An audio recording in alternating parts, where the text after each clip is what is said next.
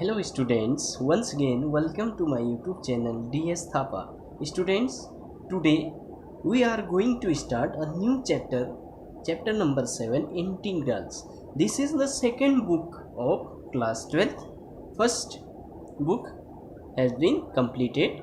So students, यहाँ पे integration शुरू कर रहे हैं हम. डिफ्रेंसिएशन फर्स्ट बुक में आपने लास्ट चैप्टर स्टडी किया था और यहाँ पे हम स्टडी करेंगे integration. This is also calculus part of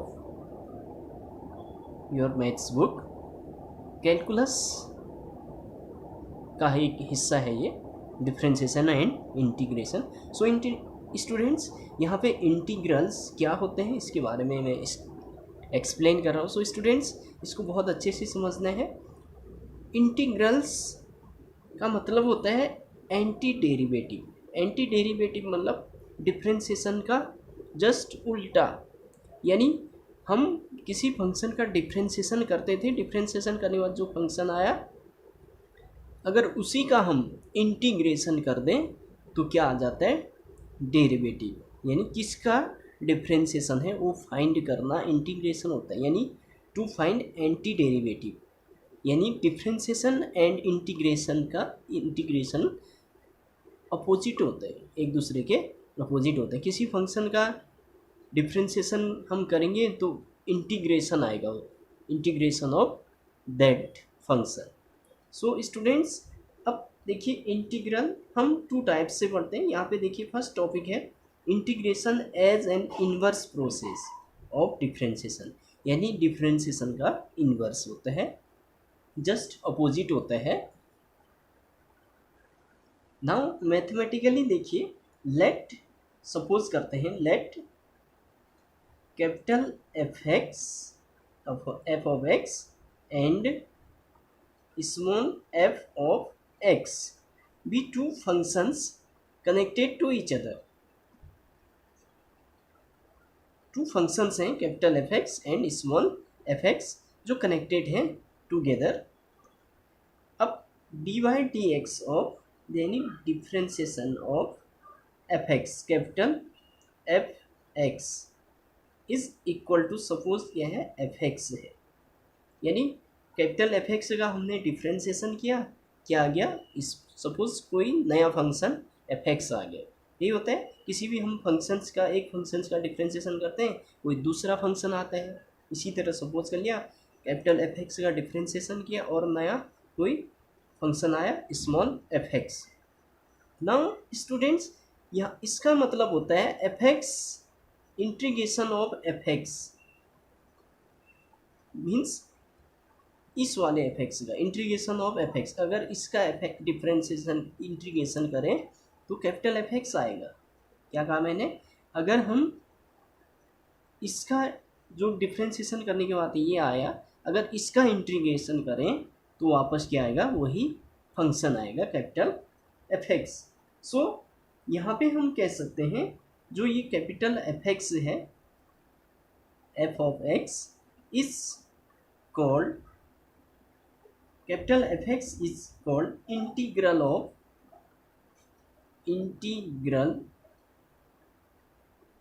of F x.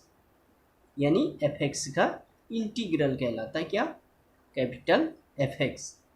अब स्टूडेंट्स यहाँ पे इंटीग्रेशन में एक आर्बिट्रेरी कांस्टेंट इंट्रोड्यूस होता है. सपोज सी को, कैपिटल सी को हम क्या करते हैं, आर्बिट्रेरी कांस्टेंट इसको सपोज करते हैं, आर्बिट्रेरी कांस्टेंट. सपोज सी कोई आर्बिट्रेरी कांस्टेंट है. अब इसी में देखिए D Y D X of F X plus C equal to F X, right. तो दिस ऑल्सो कॉल्ड, और ये भी क्या होता है, ऑल्सो एंटी डेरिवेटिव होता है. यहाँ भी अगर कोई भी कांस्टेंट इंट्रोड्यूस कर दे तो कोई फ़र्क नहीं पड़ता है, तब भी इसका एंटी डेरिवेटिव कहलाता है. यहाँ पर सी इज़ एनी आर्बिट्रेरी कांस्टेंट है, राइट. सो स्टूडेंट्स, अब इंटीग्रेशन का सिंबल क्या होता है? देखिए, इंटीग्रेशन का सिंबल इस तरह होता है, एस का बिगड़ा हुआ रूप कहते हैं कई, लेकिन ऐसा नहीं है। इस तरह ये कर्व का सिंबल होता है एस की तरह, राइट। यानी इंटीग्रेशन ऑफ, देखिए क्या, F X, small F X equal to क्या आया,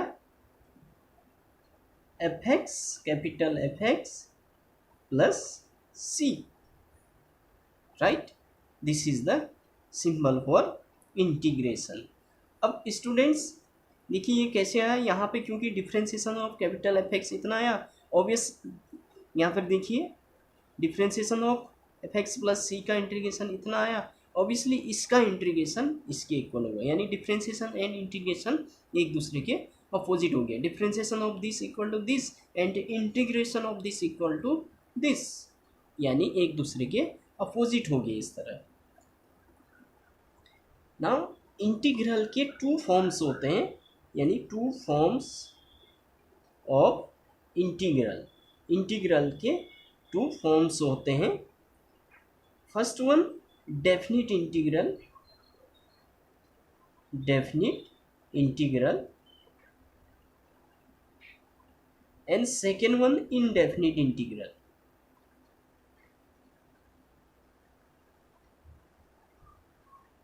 इनडेफिनिट इंटीग्रल, यानी टू टाइप्स के हम इंटीग्रल के बारे में स्टडी करेंगे, definite integral and indefinite integral.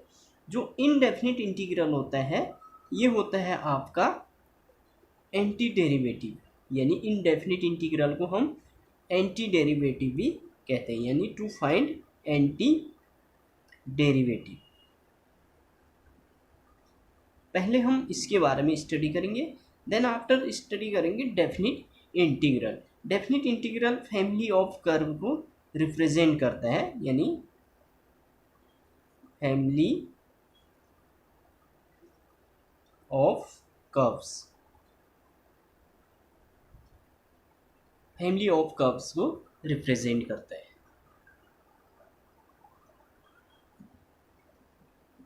हम कह सकते हैं कि फाइनली जो इंटीग्रल होता है फैमिली ऑफ कर्व्स को रिप्रेजेंट करता है, यानी जो ये इंटीग्रेशन, ये कर्व का सिंबल है, यानी किसी भी फंक्शन का, जो फंक्शन का कर्व होता है उसकी फैमिली को, यानी सी की जगह 1 2 3 4 कोई भी रियल नंबर पुट कर दें, सी बिलोंग्स टू आर, अगर सी की जगह कोई भी रियल नंबर पुट कर दें तो number of family of curve मिलेगा, अलग अलग इसकी फैमिली ऑफ कर्व्स मिलते जाएंगे। तभी यहाँ पे हम क्या करते हैं, एक कांस्टेंट सी यहाँ पर यूज़ करते हैं। ये शो करता है कि सी कुछ भी हो सकता है, एनी रियल नंबर, यानी सी एनी रियल नंबर 1 2 3 -1 -2 जो भी होगा ये फैमिली ऑफ कर्व देते रहेगा, right. Now students some standard फॉर्मूले, कुछ फॉर्मूले यहाँ पे डिफ्रेंशिएशन एंड इंटीग्रेशन में। डिफ्रेंशिएशन में ऑलरेडी हमने स्टडी कर चुके हैं। देखिए differentiation X to the power N का डिफ्रेंशिएशन क्या होता था, एक्स की power N plus 1, right, into N X to the power N plus 1, इस तरह होता था। ठीक इसका उल्टा अगर इंटीग्रेशन करें X to the power N का तो क्या हो जाएगा, एक्स की power N plus 1 upon N plus 1, यानी पावर एक अधिक हो जाता है। डिफ्रेंशिएशन में क्या होता था, पावर आगे आ जाता था और पावर एक कम हो जाता था, यहाँ पावर क्या हो जाता है, एक अधिक हो जाता है। D by D X of x 1 होता था, अगर 1 डी एक्स का इंटीग्रेशन करेंगे तो क्या हो जाएगा, एक्स हो जाएगा। देखिए साइन का कॉस होता था डिफ्रेंशिएशन, अब कॉस का इंटीग्रेशन साइन हो जाएगा, right. Similarly minus cos X का साइन एक्स होता था तो साइन एक्स का माइनस कॉस एक्स हो जाएगा। यानी जितने भी आपने डिफ्रेंशिएशन के फॉर्मूले यहाँ पे स्टडी किए हैं तो स्टूडेंट्स ठीक उसका उल्टा होता है, राइट, यानी ठीक उसका अपोजिट हम यहाँ पे स्टडी करते हैं। एक मैं यहाँ पे दिखा रहा हूँ, देखिए डी वाई डी एक्स, ये डिफ्रेंशिएशन की बात कर रहा हूँ मैं, D Y D X of sine X क्या होता था, कॉस एक्स, यानी इंटीग्रेशन करोगे कॉस एक्स का, इंटीग्रेशन ऑफ कॉस एक्स करेंगे तो कॉस एक्स का आपका आएगा साइन एक्स एक प्लस सी, यहाँ पे आर्बिट्रेरी कांस्टेंट यूज करते हैं, सो स्टूडेंट्स ये देखिए एक दूसरे के बिल्कुल अपोजिट है। साइन एक्स का डिफ्रेंसिएशन किया कॉस एक्स, और उसी कॉस एक्स का अगर इंटीग्रेशन करेंगे तो वापस साइन एक्स मिलता है। So students these are some standard फॉर्मूले। मैं यहाँ पे वीडियो पॉज करके आप इनको अच्छे से नोट कर सकते हैं। तो स्टूडेंट्स आप इनको नोट कर लीजिएगा। आज के लिए बस इतना ही, बाकी हम नेक्स्ट वीडियो में स्टडी करेंगे। तो इसको स्टूडेंट्स आप अच्छे से नोट कर लीजिएगा। Thank you.